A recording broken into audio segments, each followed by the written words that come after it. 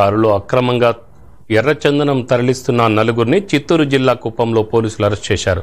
నిందితుల నుంచి 11 ఎర్రచందనం దొంగలు 4 కార్లను పోలీసులు స్వాధీనం చేసుకున్నారు. నలుగురిని రిమాండ్కు తరలించినట్లు సిఐ శ్రీధర్ తెలిపారు.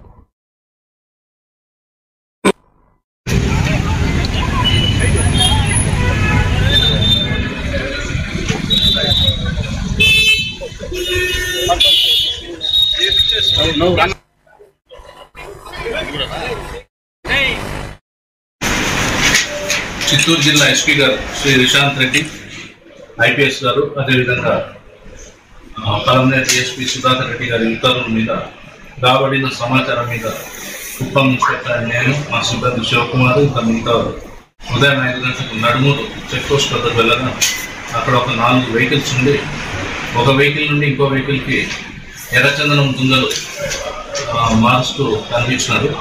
వారు పోలీసు వారిని మమ్మల్ని చూసి పారిపోవడానికి ప్రయత్నం చేస్తే మేము వారిని చుట్టుముట్టి పట్టుకున్నాము. పట్టుకున్న తర్వాత మేము తనిఖీ చేయగా దాంట్లో 11 ఎర్రచందనం దొంగలు ఉన్నాయి. అదేవిధంగా 4 వ్యక్తులు కూడా మేము అరెస్ట్ చేయడం జరిగింది.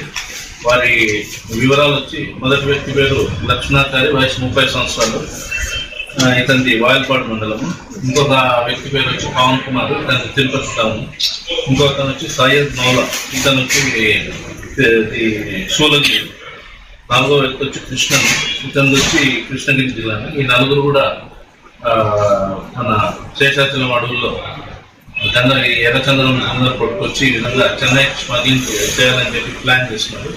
ఈ 4 వెహికల్స్ తర్వాత ఈ ఎర్రచందనం దొంగలు కూడా ఈరోజు స్వాధీనం తీసుకొని